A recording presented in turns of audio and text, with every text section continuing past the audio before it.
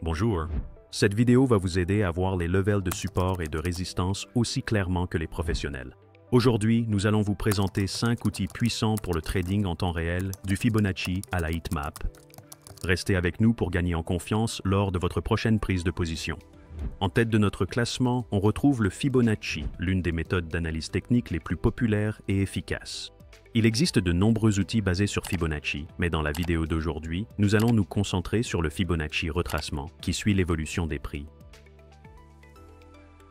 Un petit conseil pratique pour commencer, n'augmentez pas vos risques et n'essayez pas de repérer les retournements de tendance ou les cassures avec cet outil. Utilisez le Fibonacci retracement pour identifier les levels où le prix pourrait potentiellement revenir ou rebondir afin de poursuivre la tendance existante. Sur la plateforme Atas, Fibonacci se trouve dans les outils de dessin. Cherchez la section d'extension de Fibonacci ou utilisez le raccourci F8. Pour commencer, il faut identifier un swing high et un swing low significatif afin de créer une plage entre ces deux points. Nous les avons sélectionnés sur le graphique du S&P 500 et nous pouvons maintenant voir les levels clés où une réaction est statistiquement attendue. Ces calculs sont basés sur des statistiques de marché approfondies, ce qui signifie que, sur le timeframe journalier, nous obtiendrons des levels vraiment solides. Selon les canons, par exemple, comme décrit dans le livre Fibonacci Analysis de Constance Brown, le Fibonacci retracement est construit de sorte que le point de départ représente 100% et le point cible 0%. Lorsque le prix forme un pullback, il rencontre la force du mouvement initial entre les extrêmes, revenant progressivement à 23,6% du mouvement total, puis à 38,2% et éventuellement à 50% de la plage. Si l'outil avait été tracé dans la direction opposée, ce n'aurait pas été une erreur, ce serait simplement plus difficile d'en saisir l'essence. Remarquez ce qui s'est passé après la formation du swing high. Où le prix est-il revenu par la suite? Il a presque exactement atteint le niveau des 38,2%. Cela semble précis, mais vous pouvez tout de même tomber dans un piège. Il existe de nombreux mythes et soi-disant stratégies de trading infaillibles autour de Fibonacci. C'est presque une secte dans le monde du trading. Pour éviter les pertes, essayez de n'utiliser que les levels les plus importants. Un nombre absurde de levels ne vous permettra tout simplement pas d'évaluer raisonnablement leur solidité. C'est pourquoi, dans Atas, nous utilisons les paramètres par défaut de la plateforme et les levels statistiquement fréquents. Les réactions du prix au Fibonacci level varient énormément en termes de fiabilité. De plus, les pullbacks plus profonds sont plus rentables et plus significatifs que les pullbacks superficiels, low.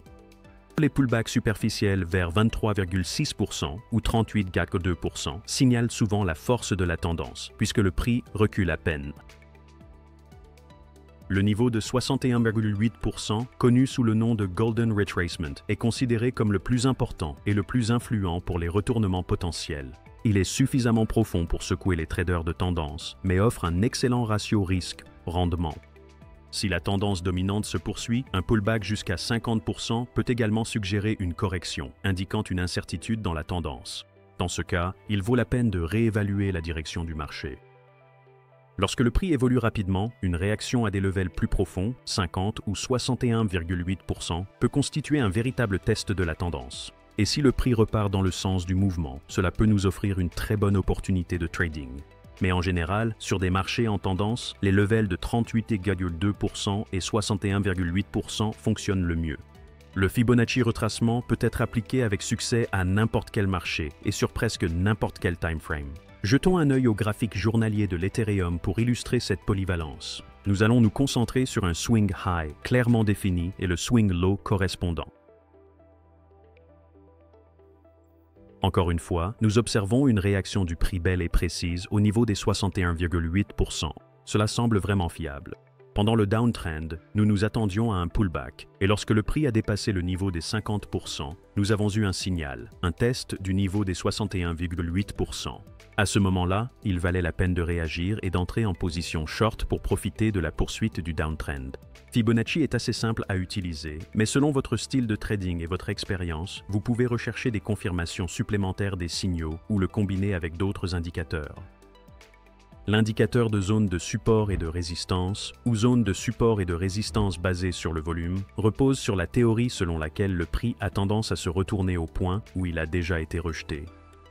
Sur la plateforme ATAS, cet indicateur utilise le volume de transaction et la longueur de la mèche des chandeliers pour identifier les levels de prix significatifs au swing low ou high. Regardez le graphique journalier du S&P 500. L'indicateur a mis en évidence seulement certaines mèches aux highs et aux lows, mais pas toutes. C'est parce que la plateforme ATAS recherche également une confirmation dans les volumes de transactions. Que s'est-il passé? Un affrontement entre vendeurs et acheteurs. Voici un excellent exemple. D'un point de vue price action, le prix a chuté ici et a créé un low. Ensuite, il a effectué un pullback et formé un high correspondant. Après cela, le prix a formé un higher low. Cela signifie que les traders s'attendaient à ce que le mouvement haussier se poursuive, mais apparemment, les acheteurs ont été absorbés à ce niveau. En d'autres termes, leurs ordres d'achat ont été absorbés par les ordres en attente des gros intervenants. C'est pourquoi ce rectangle est mis en évidence. Il ne s'agit pas seulement d'une mèche de bougie, mais d'une zone importante où il y a eu un volume conséquent et une activité institutionnelle. Et comme on peut le voir par la suite, il y a effectivement eu des réactions à ce niveau.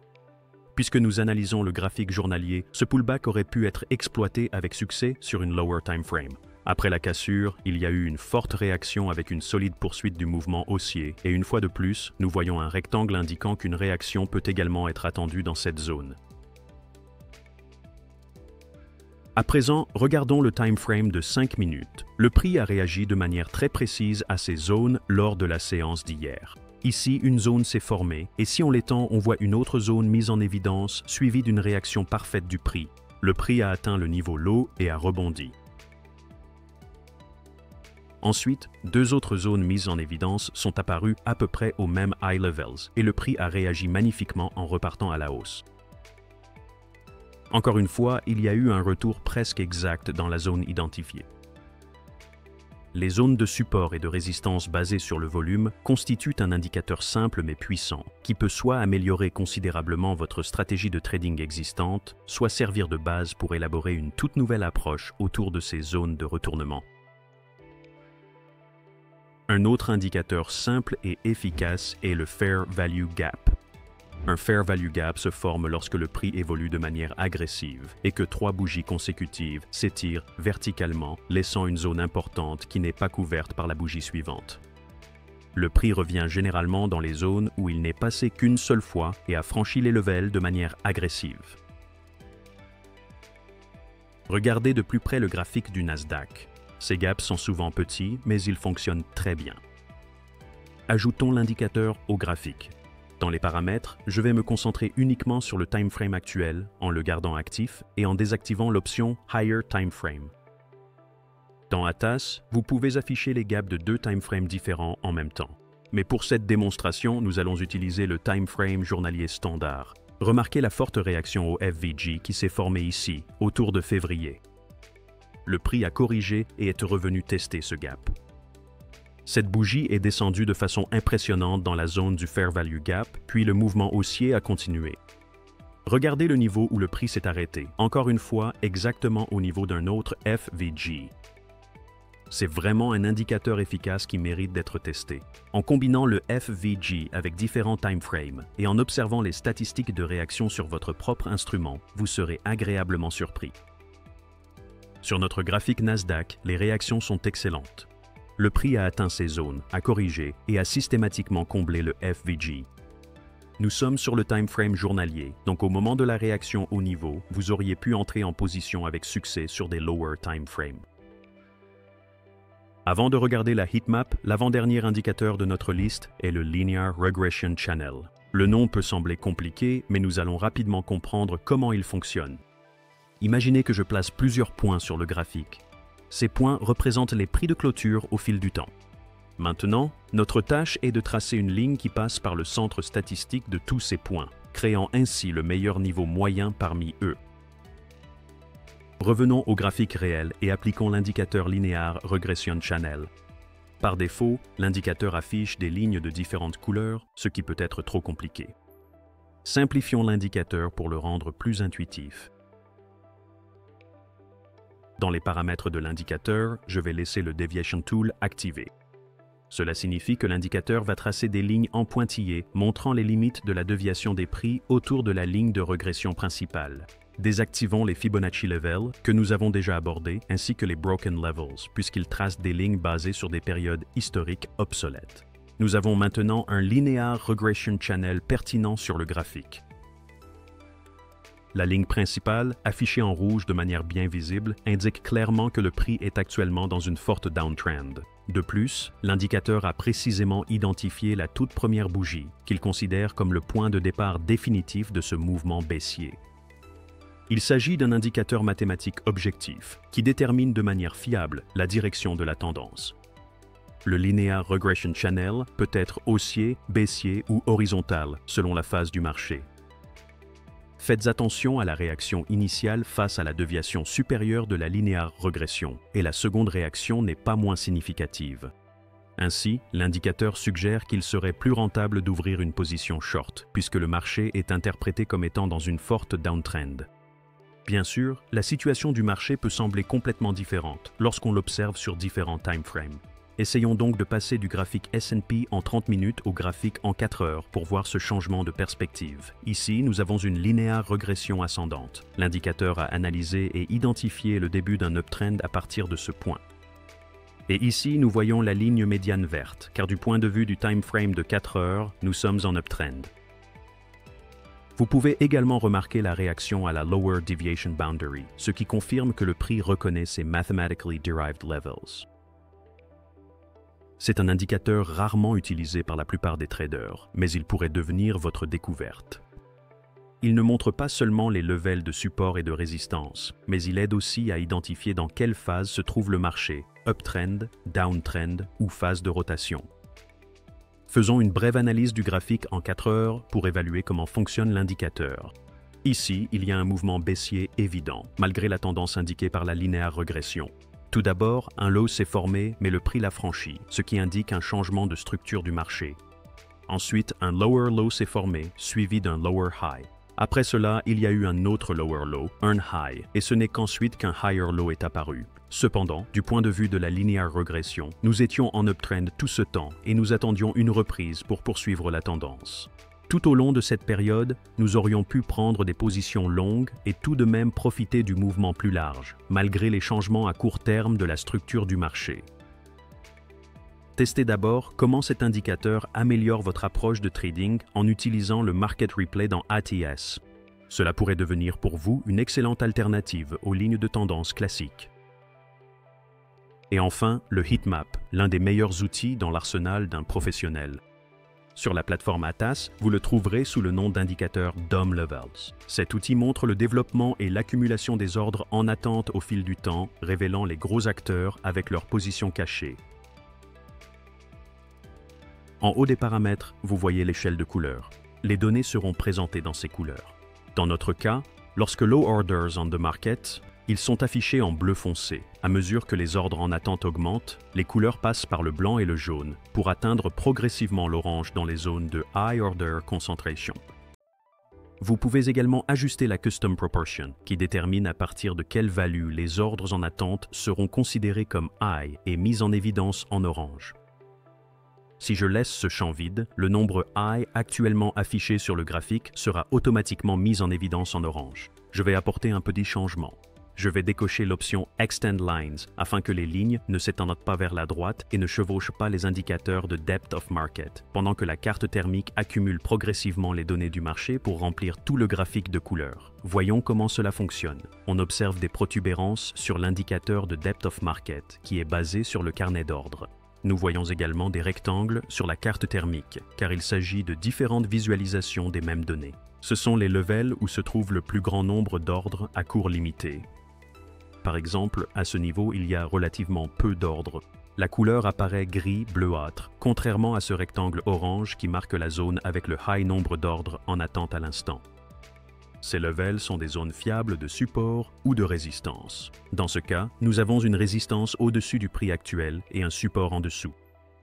Notez que ce niveau de support est en train d'être franchi, ce qui signifie que les ordres à cours limité sont absorbés par les participants actifs du marché. Maintenant, les couleurs ont changé automatiquement, car la zone avec The High Number d'ordres en attente est toujours affichée en orange. Ici, nous avons 61 ordres, l'un des plus grands levels d'ordre à cours limité au-dessus du prix. Et ici, nous avons 76 ordres, la plus grande concentration d'ordres à cours limité low, en dessous du prix. Si je fais défiler le graphique vers le haut pour examiner Higher Price Levels, il y a 100 ordres ici. Ils sont affichés en orange, puisque ces levels ont actuellement la value la plus high visible à l'écran. Remarquez que ce rectangle orange à l'origine est maintenant devenu bleu-gris, car 116 ordres représentent une quantité nettement supérieure à 61. Voyons comment la situation a évolué dans le carnet d'ordres ou sur notre depth of market au fil du temps. Faites attention au rectangle lumineux. Il illustre l'évolution des ordres en attente depuis leur première accumulation à ce niveau de prix. C'est précisément à cet endroit que de plus en plus de participants au marché ont commencé à renforcer leur position. Toutes les 30 secondes, de nouveaux segments sont ajoutés à la heatmap et à chaque fois, une nouvelle représentation colorée est dessinée, montrant combien d'ordres attendent à chaque niveau spécifique. Mais examinons de plus près ce qui se passait au niveau le plus lumineux. Revenons un peu en arrière. Dès que le nombre d'ordres a dépassé 200, la couleur est devenue très saturée selon nos paramètres. Comme nous pouvons le voir, il y avait 250 ordres en attente à ce niveau. Pendant un bref instant, il y en a même eu 300. Si je maintiens la touche contrôle, je peux voir le nombre exact. Après 300 ordres, la couleur jaune est devenue l'orange le plus saturé. Ensuite, l'intensité de la couleur commence à changer à nouveau, car les participants du marché ne s'attendaient probablement plus à ce que le niveau soit retesté et que le prix revienne. Mais il y a vraiment eu une réaction à ce niveau, et il s'agit d'un rebond très net vers le bas. Tous ces ordres ont agi comme une résistance et ont empêché le prix de monter. C'est tout pour le moment. Nous espérons que cet ensemble d'outils vous aidera à atteindre un nouveau niveau. Et si vous débutez, commencez par apprendre les lignes de tendance ou l'indicateur de linéaire régression. Et n'oubliez pas de vous abonner à The Channel, car il y a encore de nombreux guides passionnants ici.